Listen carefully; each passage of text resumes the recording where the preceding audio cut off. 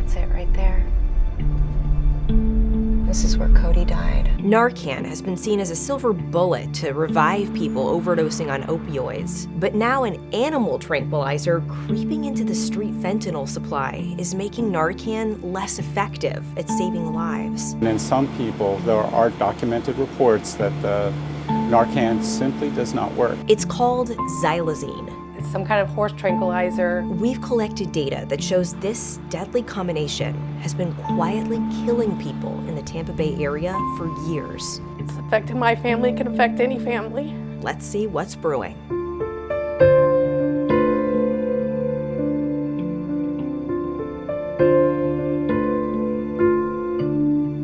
I'm Jenna Bourne, and I'm an investigative reporter at 10 Tampa Bay. If you're new here, welcome to our caffeine-fueled deep dive into issues that matter to you.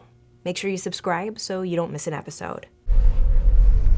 All right, so here we are in Gulfport. I think we're about to come up on it here. We're looking for a light blue house.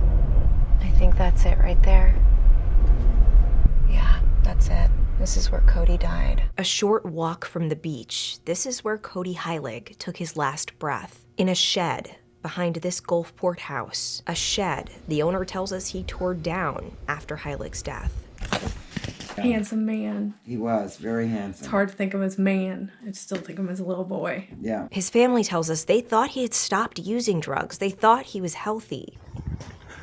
I know this might not seem like much to all you guys, but I jog for 7 miles straight every morning just to get to this point. So they were heartbroken to learn he died from a drug overdose. I was scared, shocked. I didn't know what to do. I love all of my children, all my grandchildren, no matter what they do, whether it's right or wrong.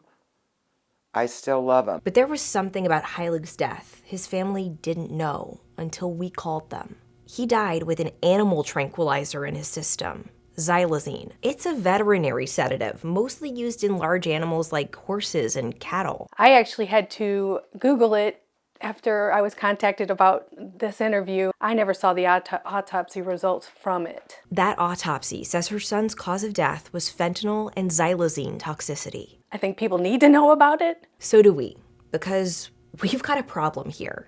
Cody Heilig's death wasn't an isolated situation. We uncovered people have been overdosing on a combination of fentanyl and xylazine in the Tampa Bay area for years.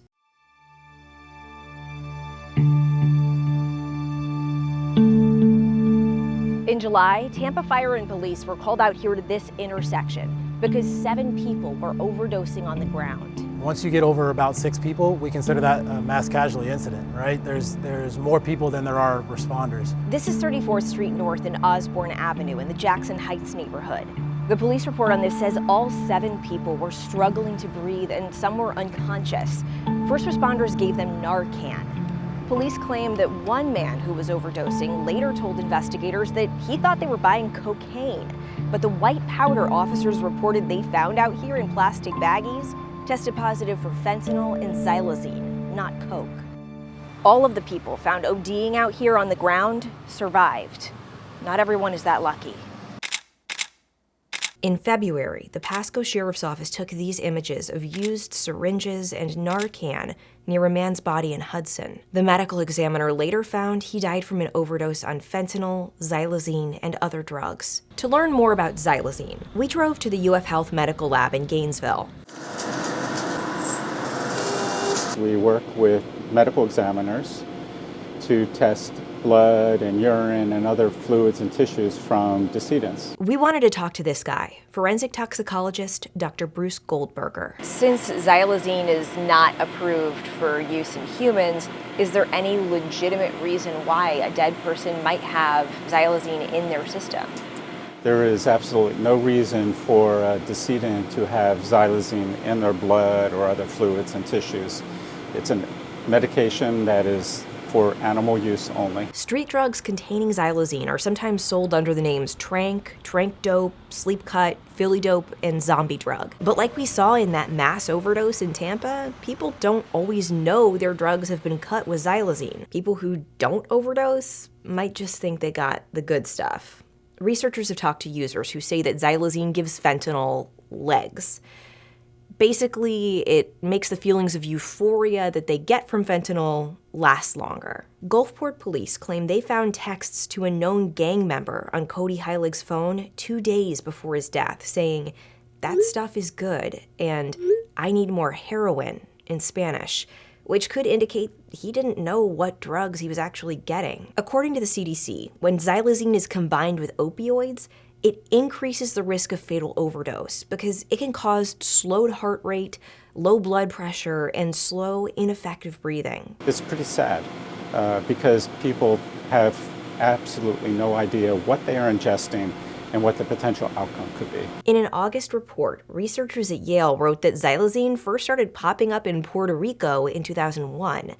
And in the past few years, it's started showing up in toxicology reports in the States, especially in the Northeast. The CDC released a report saying xylazine was identified in people who died from overdoses in 25 of the 38 states that were examined in 2019. They found fentanyl or its analogs, so chemicals that mimic fentanyl, listed as a cause of death in 99% of xylazine-involved deaths, which suggests, a pretty strong link. Now we've found toxicology results that show xylazine has been quietly creeping into the fentanyl supply here in Florida over the past few years. Florida Medical Examiners Commission data show that at least 236 people died with xylazine in their systems last year. All but one of the Floridians who died with xylazine in their bodies also tested positive for fentanyl analogs, or heroin. But the reality is there are probably many more Floridians dying with fentanyl in their systems than what's reflected in that data,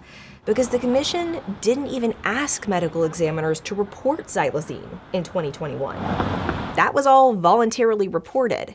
The commission didn't even start requiring medical examiners to report xylazine until 2022, and it could be another year before that data is made public. I can't believe there are so many of these. Knowing those limitations, we tallied up the deaths reported county by county. We found that 79 of the 236 people who died with xylazine in their bodies died right here in the Tampa Bay area. That means 1 in 3 deaths happened here, mostly in Sarasota, Manatee, and Polk counties. But we wanted to know how many people here in the Tampa Bay area were dying because of fentanyl and xylazine, not just dying while it was in their systems. So we reached out directly to medical examiners for all 10 of our counties, asked them for data on people whose cause of death included both of those substances from 2019 until now, and created our own database. We found at least 33 people have died from a combination of fentanyl and xylazine in the Tampa Bay area since 2019.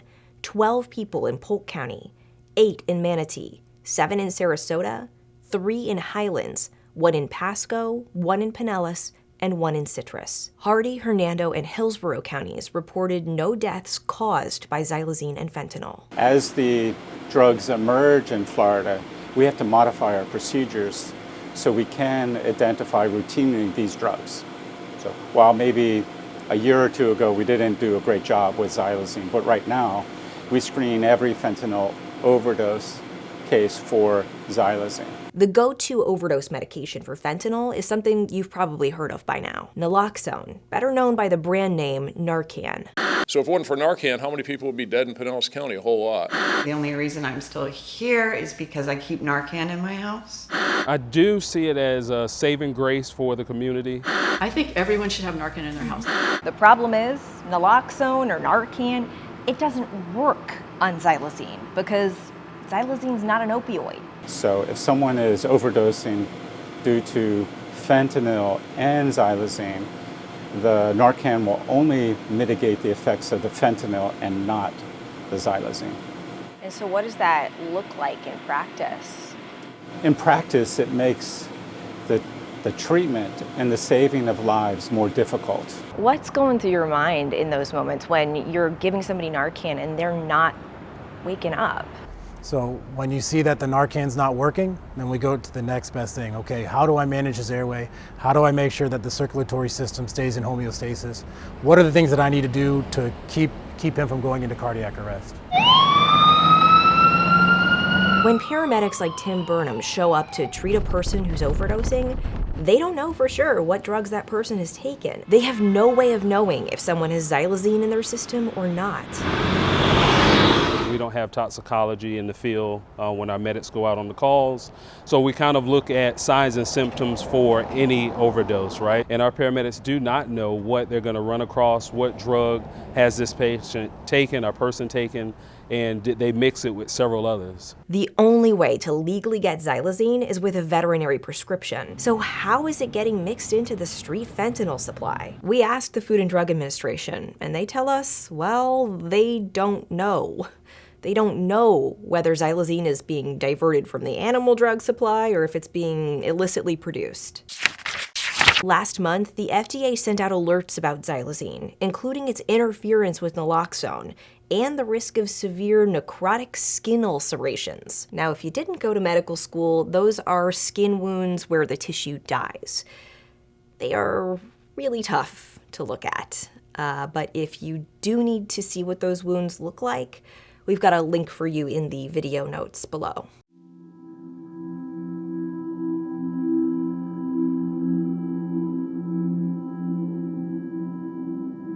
There he is. Even though this story won't bring Cody Heilig back, his family hopes it's a wake-up call that could prevent another family from going through the same pain. Anyone who thinks that it can't happen to them, they don't have a clue. It can. And it does. I miss him. Don't ever get to hug him again or anything. Just, he's gone. He'll never be going in here. Even though Narcan doesn't affect xylazine, experts stress it's still a good idea to have it around in case of an opioid overdose. We have a link where you can find it near you in the video notes below. Thanks for watching What's Brewing. Subscribe so you don't miss an episode, and I'll see you next time.